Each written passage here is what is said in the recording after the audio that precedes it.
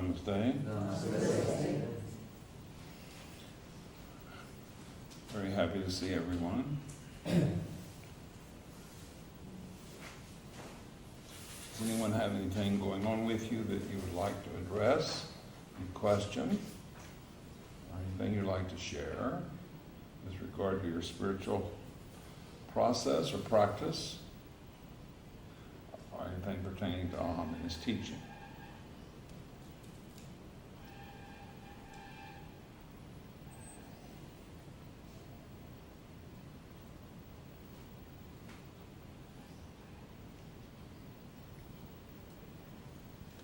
Ramana. Okay.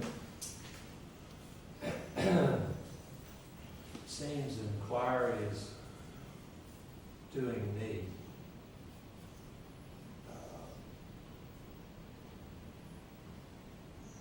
And when thoughts, which I'm used to having random thoughts, when they're coming up, they're not being allowed to form. Being allowed to. Not being allowed to form. Who am I is just happening automatically, and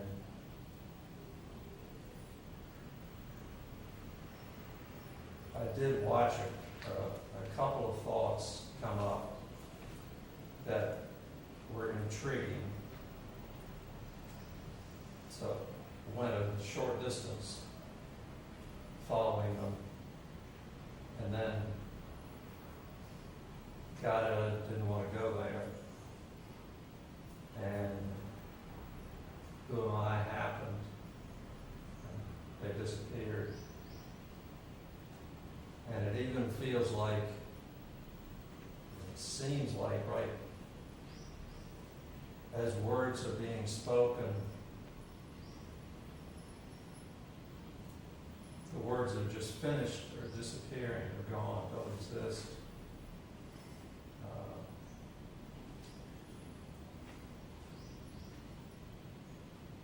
No reality, never did, just, I'm sorry? it feels like there's no reality to what's just been said. It's, I don't know, it's completed. No reason to go there. Seems to be requiring staying now, staying present. I'm being required to stay present, it seems.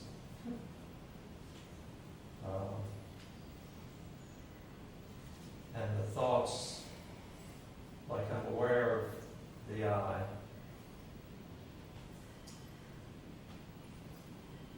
and the contraction on the field and ground of consciousness.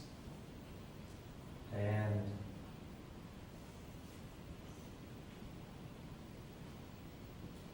seeing there's no value in following the thoughts, there's no value in just random thoughts.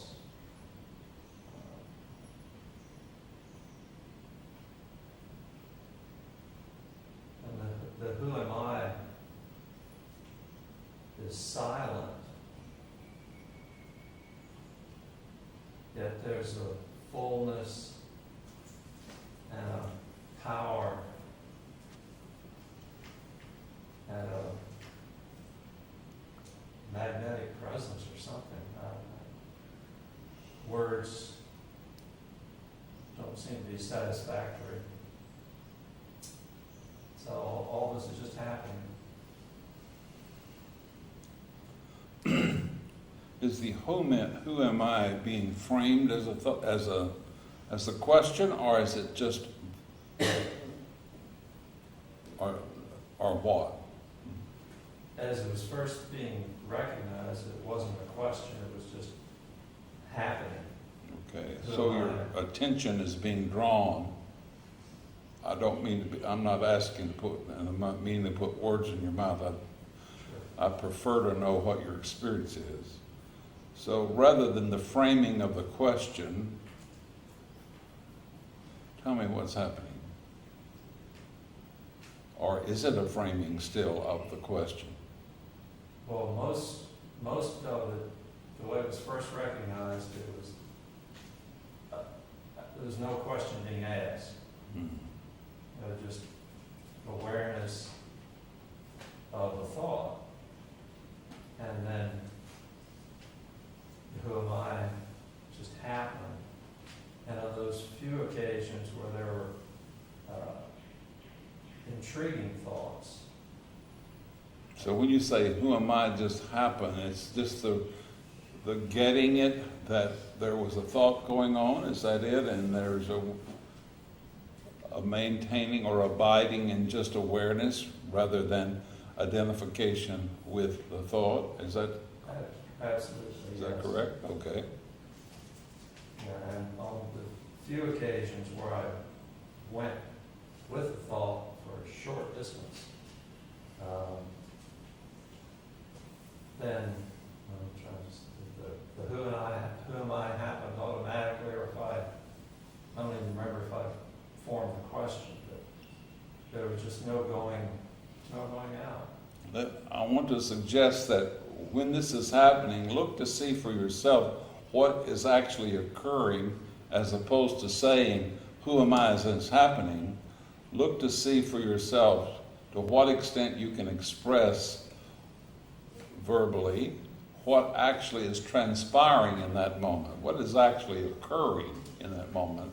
When you're saying, who am I as happening, what's happening? Being sucked in, drawn in. Drawn into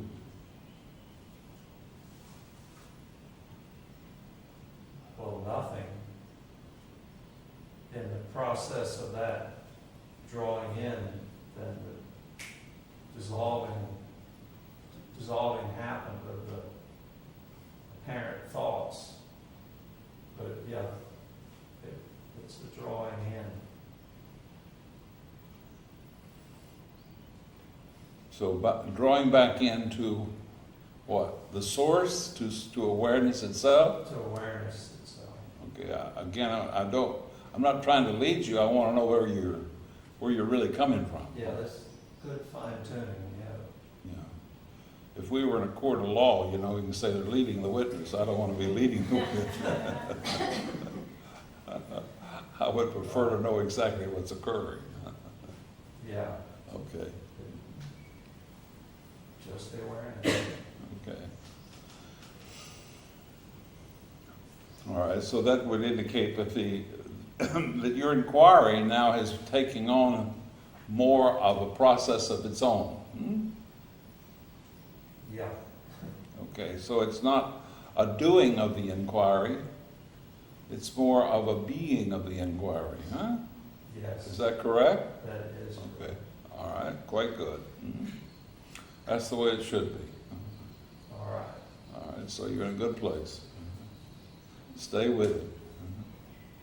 Stay with the process and just stay with the observing of the process, not so much the doing, unless it comes up that there's a need to do it, such as intending to withdraw attention on your own through the process of the question. Who's having this problem? From whence is this thought occurring, or is this I occurring?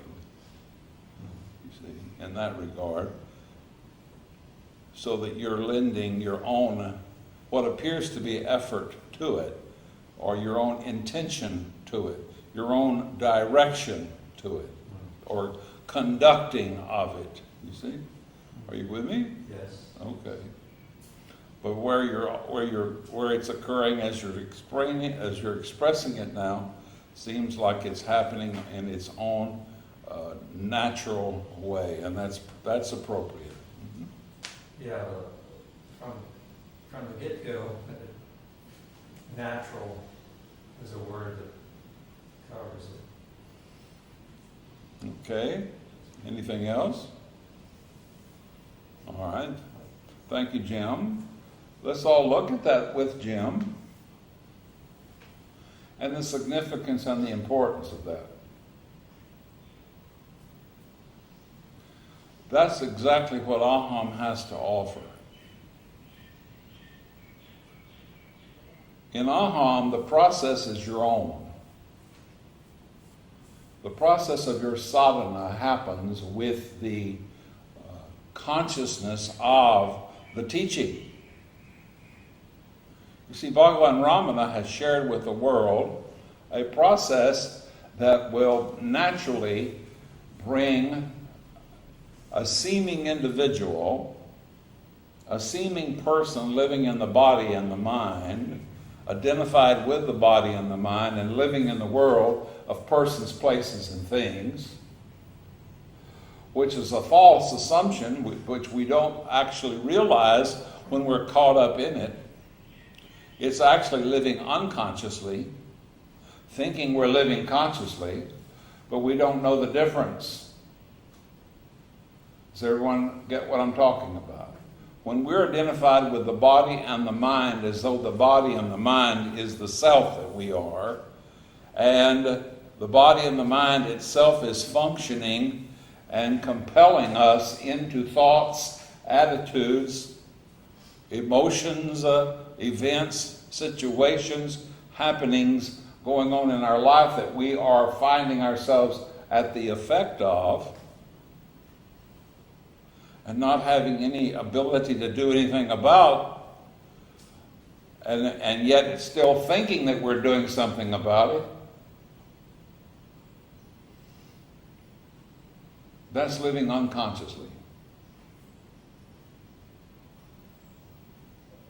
That's not knowing the true nature of who and what we are as beings, as spiritual beings. Not even recognizing perhaps that we are spiritual beings, but rather thinking we're physical beings. Is anyone with me in what I'm saying? Can we grasp this? Okay. In Aham, utilizing Bhagavan's self-inquiry process as the very basis of the teaching, one learns how to properly practice the inquiry, which is a form not of meditation, but a form of rediscovering or recovering the true nature of the being that we are. Recovering our true identity as the self, capital S, not the self, little s, which is the body-mind. Now, the significance of that is when you are letting the teaching be your guide, your guru, you're not looking to something or someone outside of yourself to do it for you. It's doing it for you. When you come into Aham and Aham's teaching, it's not a matter of you start a process that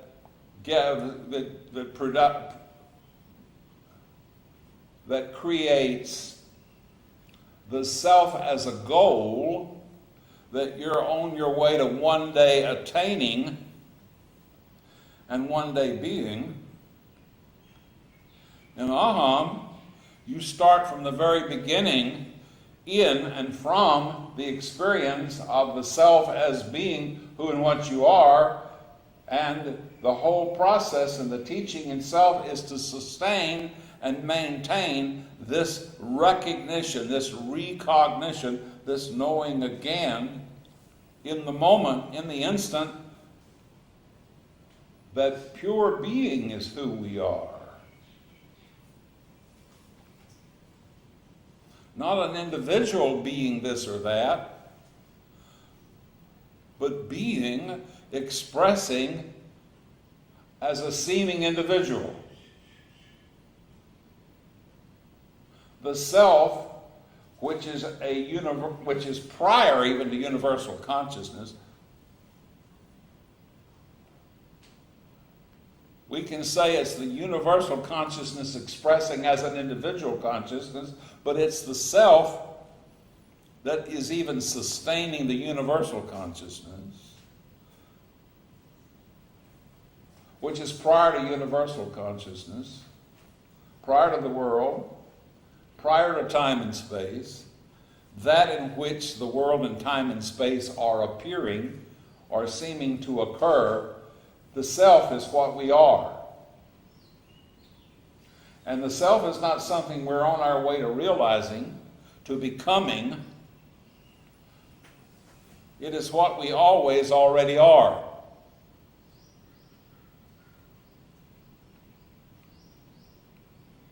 Now, this is most significant if we're getting what is being shared right now. Don't break this a belief, but let these words be pointers to this very quality right now, this moment. Let me ask each of you, do you exist? Yes. Can you deny your existence? No. Well, this existence that you are happens to be more universal than it is individual. When you recognize, when you know this self, this being that you are, that is existence itself, this existent consciousness that you are is what you are. Not a body, not a mind, not a form, not an entity living in time and space. Time and space and this apparent entity that you have formerly been identified with as though that's who you are, which is not who you are, but rather is a character role that you're playing in time and space. You come to realize and recognize that all of that is going on in the self that you always already are and always have been and always will be. And this self that you are was not born. It does not die. It just is. It has no beginning and has no ending. Inquiry is the process to have this direct and immediate recognition, knowing, and experience of this quality as this quality, and henceforth to function from this quality of being. So now your sadhana is not a process that is going on in your body and your mind so that you're on your way to one day becoming the self or the heart of being or the core of being. Your sadhana is conducted by the self, by the heart and core of being. And henceforth, it's a remaining in this awareness of being. And you're the one that is involved in it. Now, sure, you have the support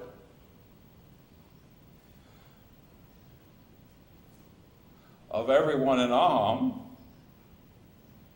You have the support of the teaching.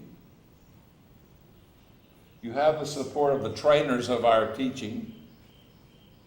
And you have a support, if you're really in our teaching, all the way in our teaching, of a sponsor who will be with you, who has him or herself recognized that what's really going on is this false unconscious identification with the body and the mind as being the self, which is actually the meditating of a separate self-identity that is occurring by this self that we actually are, and we must recognize that this is what we've been doing and cease from that. Once we cease from this meditation of a separate self-identity, we abide and remain in the pure awareness of the self that we actually are. Are you with me? That's the significance of Aham.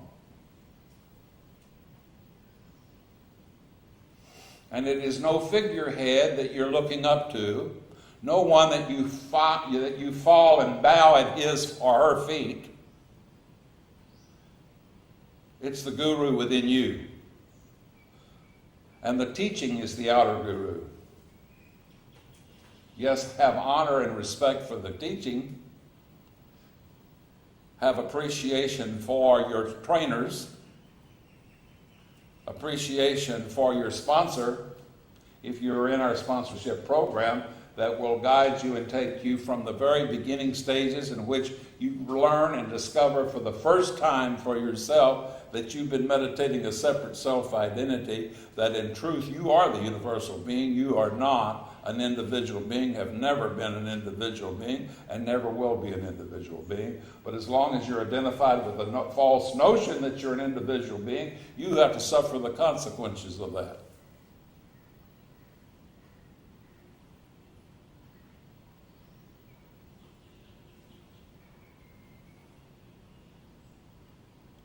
Now there are people who come along and say, I'm not into structure. I'm not into organizations. Well, I'll have to confess that we are an organization of conscious beings.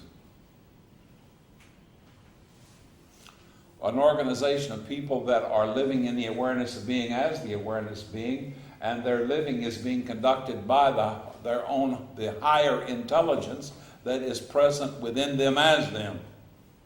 And they're being constantly reminded of that in the conscious community that Aham is.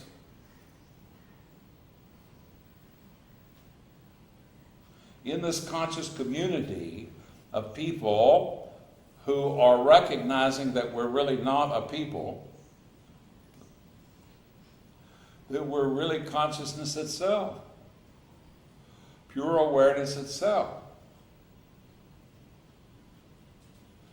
In this dream of mortality,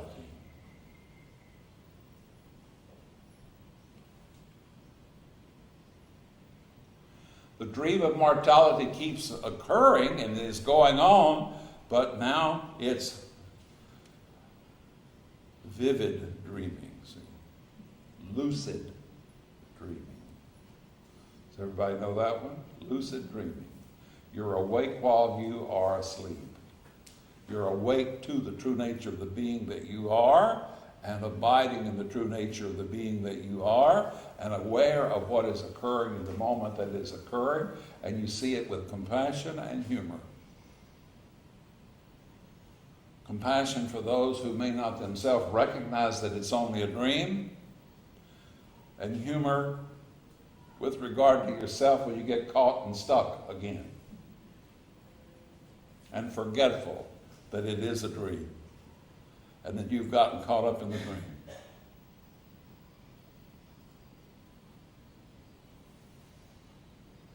See for yourself the significance of what Aham is.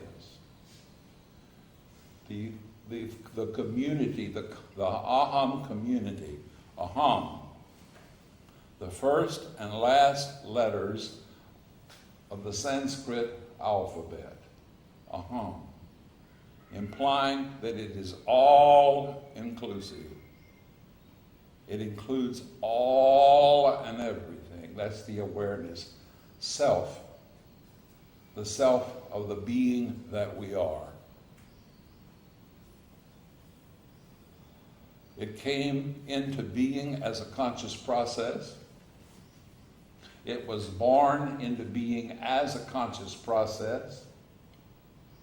It will continue in being and in full expression as a conscious process, and by being maintained by everyone who now considers themselves living in and as and from this community of awakened beings.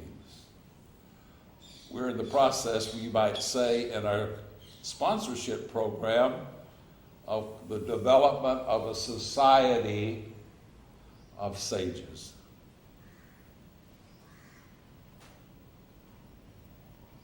Why not? I would say that a society of sages is far better to live in than the world of unconsciousness.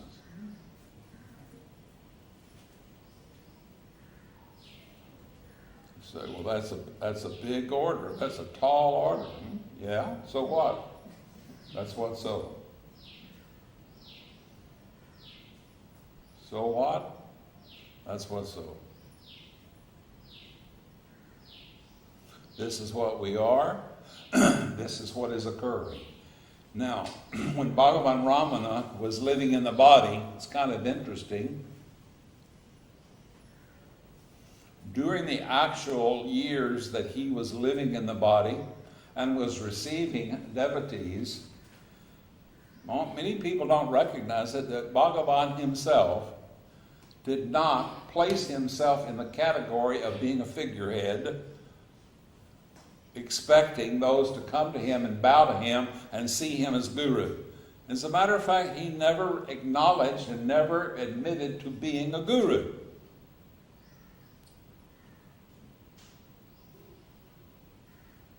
He never did.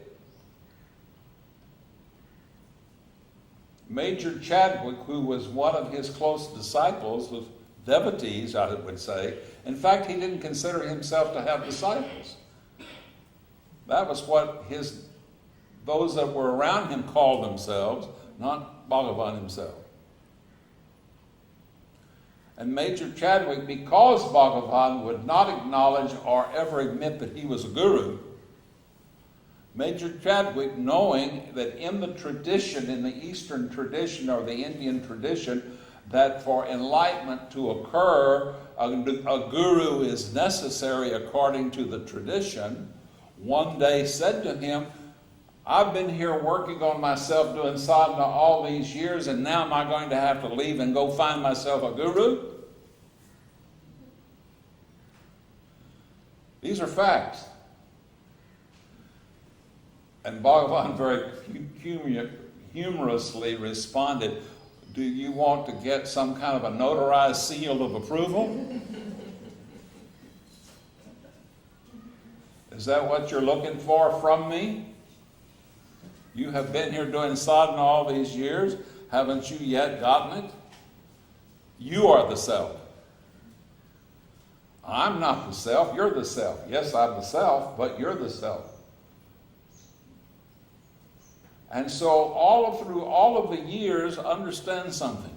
When Bhagavan was alive in the body, he never had large numbers of disciples or devotees, very small in comparison as far as numbers were concerned.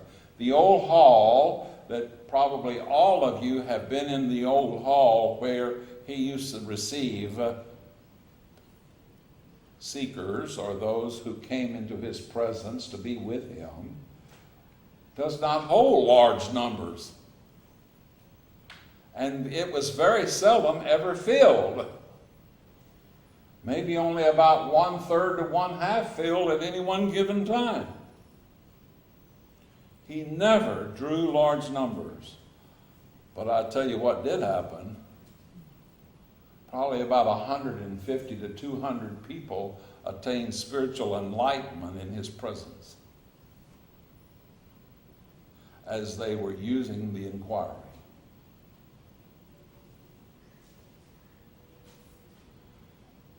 And another thing is that him not drawing large numbers, it was amazing how those who were very popular that did draw large numbers, some very close by, like as close as Pondicherry. Sri Aurobindo used to draw thousands on special occasions. And they would come through. If you would like to read about it, you can read about it in the book called In Days of Great Peace by Mauna Sadhu. The actual fact of the matter, that people would line up 3 and 4 abreast in queues that would go for blocks to finally come through to one at a time to be in the presence of Aurobindo, to just be there for about 30 seconds in his presence, maybe 1 minute in his presence, to walk past him and out the other side and feel that they were encased in a bubble of light in his presence, but that was about the extent of it. To be in 30 seconds or 60 seconds in his presence. And Mauna Sadhu himself said, he wrote about it, he said,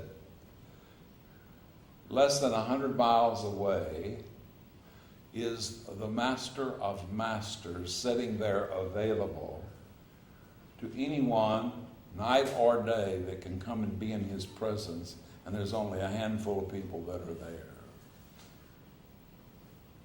And thousands came to Aurobindo, but it's not reported that those thousands all attained enlightenment. I'm sure there might have been some who did. Frankly, I've never met or heard of anyone who did.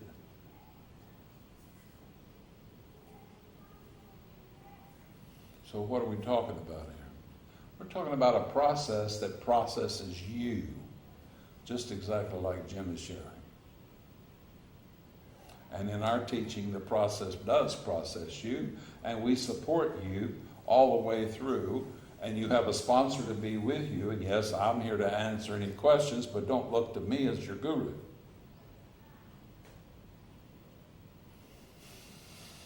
The teaching is the guru. The teaching is the process. What often happens when people come to India and they are with these that are awakened or have had awakenings experiences, and they go and be with these beings, and I'm sure that that's beneficial and has some benefit. It's sort of like if you come into the presence of someone who's conscious, that is beneficial, no question about it. It's like, if you've been out doing production around the hill. Well, usually when you get back to your room after you've been doing production around your hill, it's good to take a bath. Huh? Well, you can have a spiritual bath by being in the presence of one who's awakened, but, just one bath every now and then is not enough, is it? I mean, you're going to need a bath more often than just once, huh? Have you ever noticed what it's like to be in the presence of consciousness, and then you're required to return to where you live, maybe to your country, your city, you see, your job, your work, and your ordinary relationship with life? Anybody know what I'm talking about? Can you maintain this consciousness that you have in the presence of a conscious being? Can you maintain that? Usually, can you? No. Be honest, can you? No. In Aham's teaching, again, it's with you. It is with you. I'm just pointing out what Aham is, for you to see for yourself the benefit of what Aham offers when you come into this teaching. And you are guided throughout this teaching, all the way through this teaching. It will carry you through. That's the beauty of it. The question often comes up, well, has anyone ever realized? Well, from the very beginning, everyone that is in Aham's teaching has realized. Bhagavan says there's no self to realize, that you always already are the self, but you're just sort of thrown right into the awareness right from the very beginning in the teaching. And in my view, there's not anyone who's not realized. I lived in the awareness of being, and I see everyone as the awareness of being. Again, I ask you this question: do you exist? Can you deny your existence? What is your existence? Your awareness is your existence. We'll take the question a little further. Has anyone in Aham ever realized? Well, we have a lady right now that happens to be in the next room who's not feeling too good right now. The reason that she's not feeling too good physically is her body is going through the transforming experience of fully awakening to the self that she is. And sometimes it does just do you in physically. There's been a number of very famous nunnies who have shared the tremendous process that they go through when they finally complete the dropping, you see, of identification with the body-mind and all that the body itself is going through. It's sort of like a elephant in a china shop.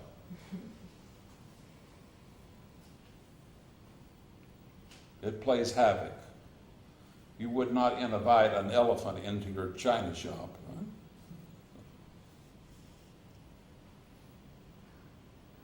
So, yes, there are those who have and are realizing and abiding in the pure nature of the being. It does happen in this teaching. In fact, in this moment, if you're hearing this awareness and are recognizing awareness as awareness and just are able to see your thoughts and not identify with your thoughts, but just remain in the awareness as the awareness without an I remaining there, but seeing the I as the body, seeing the I as the body-mind, this awareness that you are is who you are. Now, what is it to remain in this awareness that you are as who you are and not fall back in the identification with the I am the body notion and the contraction, the pinch, you see, the discomfort, you see, the desire-fear syndrome that one is caught up in when identified with the body and the mind, but being able to observe that, see that, and stay here in this prior awareness, as this prior awareness. Anybody with me? Can you know this place? Well, this is the self. This is the self we are. What did it take for you to get here? Here we are. Welcome home. This is it. What else are you looking for? There is no other. There is this one reality. Be it. Recognize it. Recognize it. Abide in it as it. And do not identify. Do not re-identify back with the body-mind. Do not re-identify with the thoughts. Do not re-identify with memories. None of the memories are real. None of them. I don't care how terrible the memories may be or how beautiful they may be. They're not real. All that is real is this instant, this moment, this present awareness.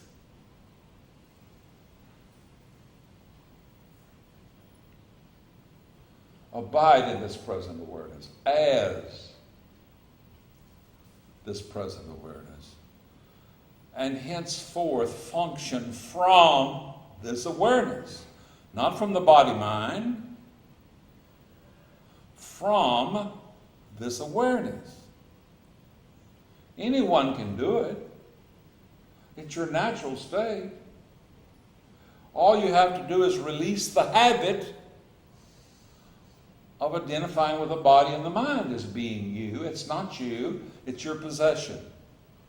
Your body is your possession. Your mind is your possession. Do not become your possession. That's kind of ridiculous. It's like you own an automobile. I'm sure most of you either own an automobile or have ridden in one. Maybe you own a bicycle. Well, you're not your bicycle. You're not your automobile. You have an automobile. You're not your automobile. Or your house. You have a house or an apartment? Do you say the apartment is me? No, you have an apartment. You're not your apartment. An automobile is a better analogy because you can travel around in it. Just get the analogy. Just understand the analogy. Abide right now in this moment, in the stillness and silence that is right now the presence of your own existence. And as we abide in the stillness and silence that is our present existence, we can observe what is occurring as it is occurring without identifying with it. And you can see for yourself, in order to have an upset, in order for something to be going on in your life that you do not like, no matter how seemingly terrible it may be, you have to think about it. If you're not thinking about it, there is no problem.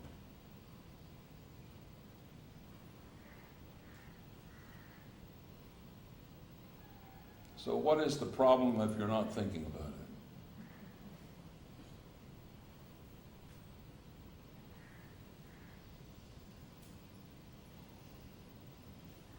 This moment, tell me, what's the problem if you're not thinking about it?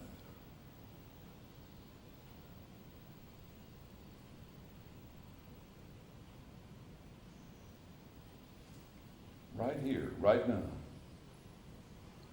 This is it.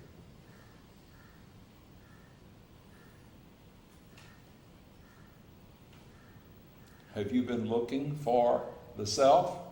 Here it is. This is who and what you are, this stillness, this silence, this intelligent energy, intelligence energy, that is the being, the I am, the pure awareness, here and now present, this instant, this moment. This is it. There is no other.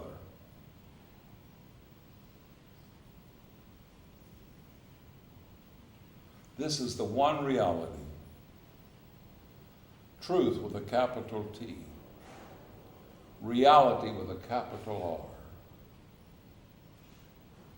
R. I am, as Moses said, I am that I am. As Jesus said, I and the Father, I and the source are one. This awareness. The I that I am and this awareness are one. Not two. No other.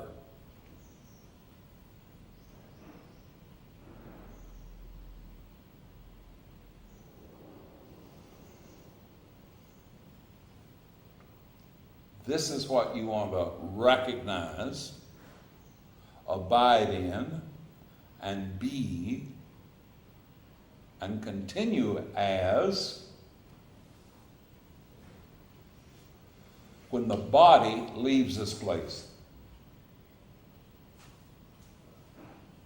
The truth is that no matter where you go, there you are. You can't leave this awareness. You can never leave this awareness. You have never been out of this awareness. But maybe you've been identified with your body and your mind and thought that you were your body and your mind. And through that addiction, through the addiction of this misconception that you are your body and your mind, you're incorrectly thinking that that's who you are, and thereby incorrectly believing that you're out of the self. You're not out of the self. You can't be out of the self no more than your body can ever leave space. Can your body leave space? It's impossible. And just as your body can't leave space, you can't leave the self that you are. Even though you may think you have, that's just a thought.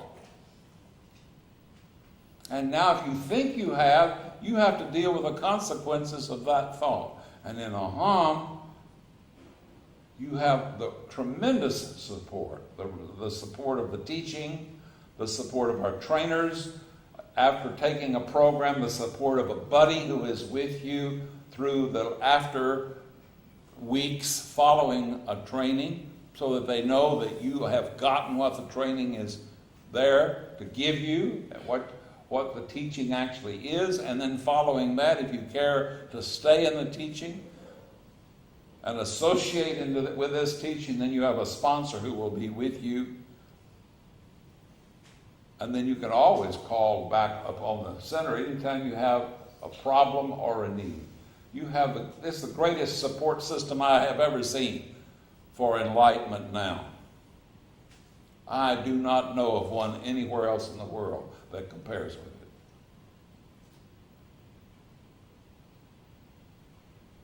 You say, why don't you have more people here? Very simple. Most people are not ready to be enlightened. They would rather abide in their body and the mind as being the self. They're addicted to suffering. They like to suffer. Or, innocently, they don't know the difference.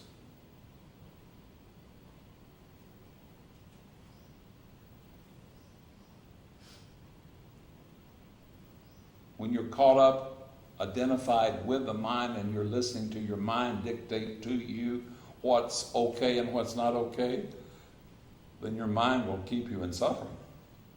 Why? Because that's the nature of the mind. That's the way it works. Has anyone ever noticed? That's the way the mind works.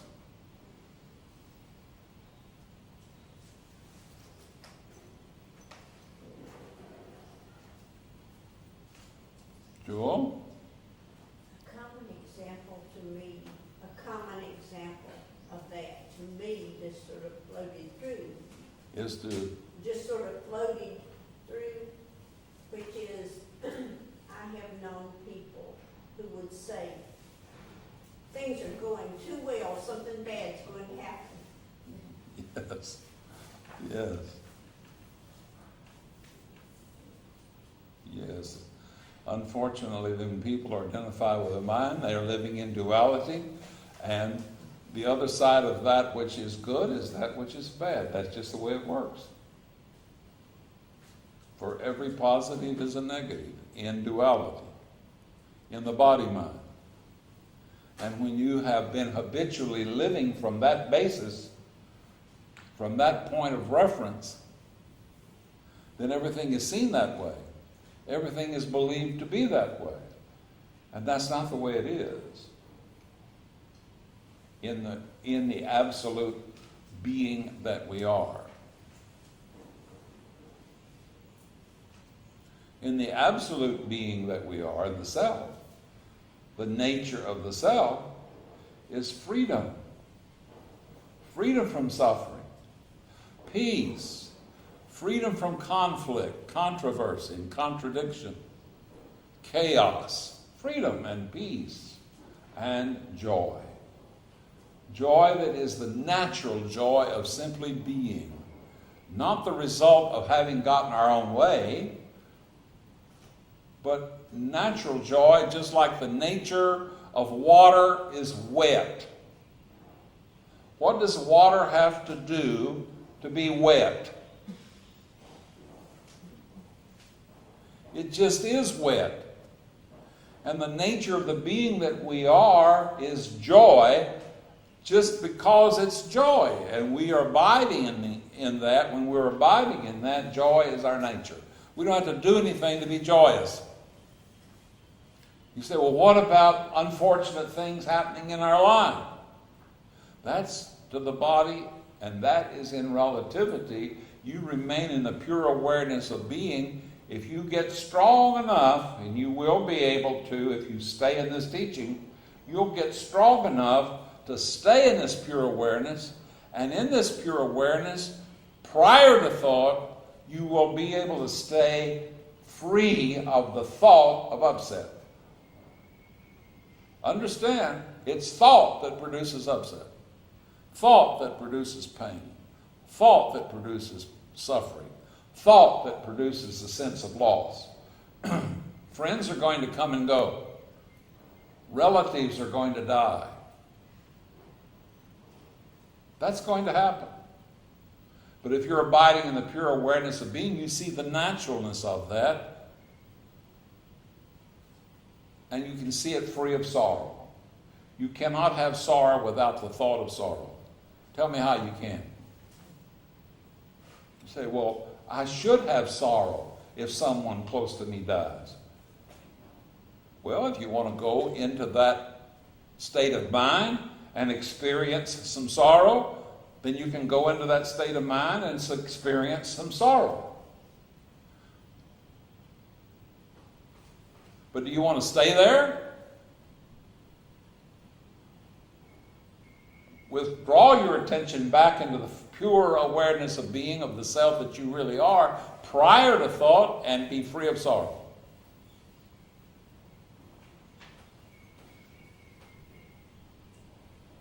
I have gone through that experience with 3 very close beings in my life, 2 children that I've outlived, and a 3rd one who's a stepson.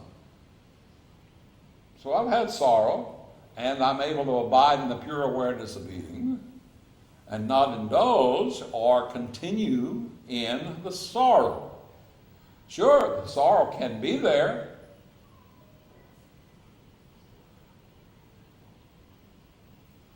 but you can observe the sorrow.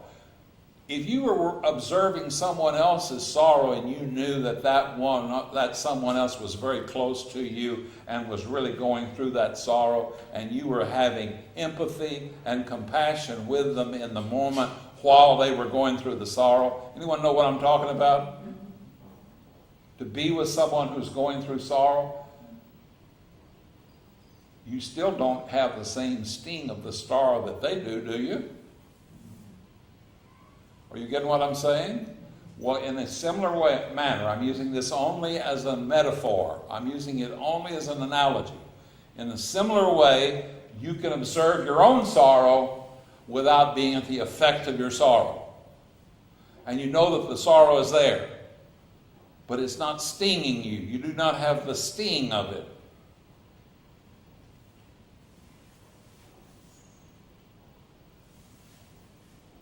It can happen. The sorrow will happen, and you can be there with the sorrow, observing the sorrow. Yes, to what extent you go into the sorrow, you're going to have to partake of the sorrow.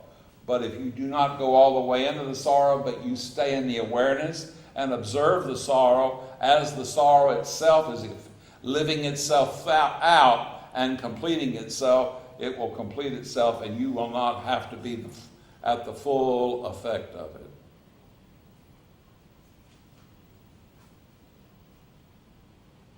I'm only using this as an example.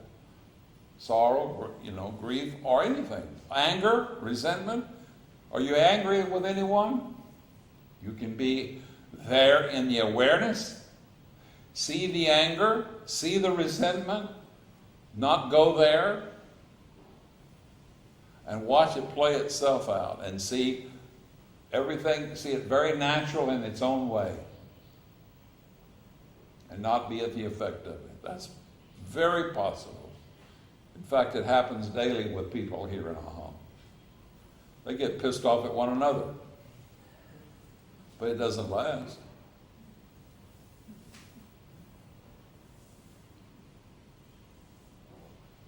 Am I right or Amarillo?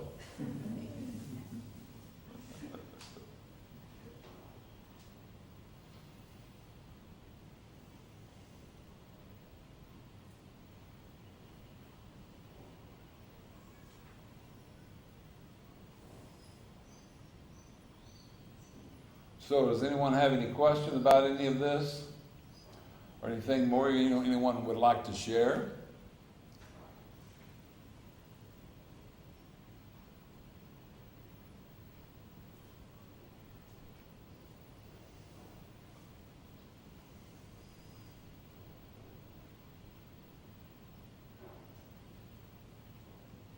Very simple, very basic. Let's say you're having an upset. was someone very close, someone I love very much, who came to me just last night with an upset. So I was with this person. Said, okay, let's be here with this upset. Let's get in touch with it. Let's do not avoid it. Let's be with it. And so this person was with the upset. I say, now, isn't there an I here with this upset? They agreed there was an I. As a matter of fact, you cannot have the upset without having the I that has the upset. It's very basic, very simple, very factual. You cannot have an upset without having the I that has the upset. Are we all getting this? Can we see it? Take one. Take a recent upset.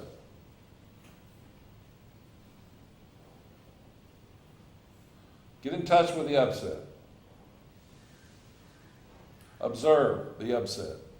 Feel the upset. Don't avoid the upset. Really be with it. Now, in being with it, notice that there's an I that has this upset. I have this upset. This upset is happening to me. See it for yourself. Is it not so? If you're having an upset, isn't there an I having the upset? Now just look and see while you're having the upset, and while there's an I here having the upset, look and see for yourself if there's not an awareness prior to this I that has this upset, that is aware of the I and the upset. Here's an awareness. This awareness is prior to the upset and the I that has the upset. Prior to the I that has the upset and the upset. Are you with me? Is it not so? Now, in this awareness that sees and knows that there's an I there having an upset, in this awareness, look and see if there's any upset in this awareness.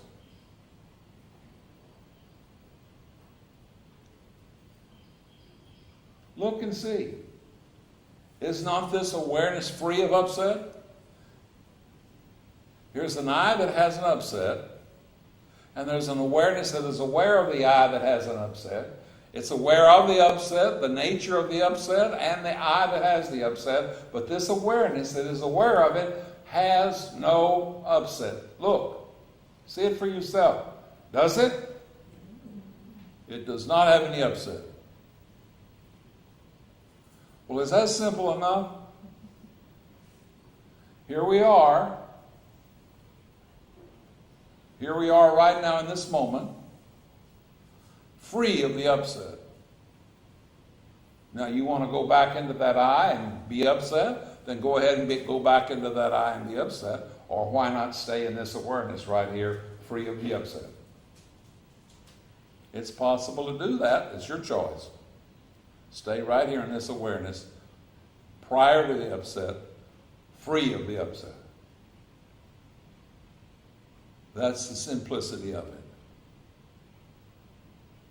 That's all there is to it. You don't have to make anything else out of it. Get it right here, this moment. This is it. This is the way to be free. How free? As free as you want to be, forever. Forever. Never again to be upset. Stay right here in this awareness, as this awareness.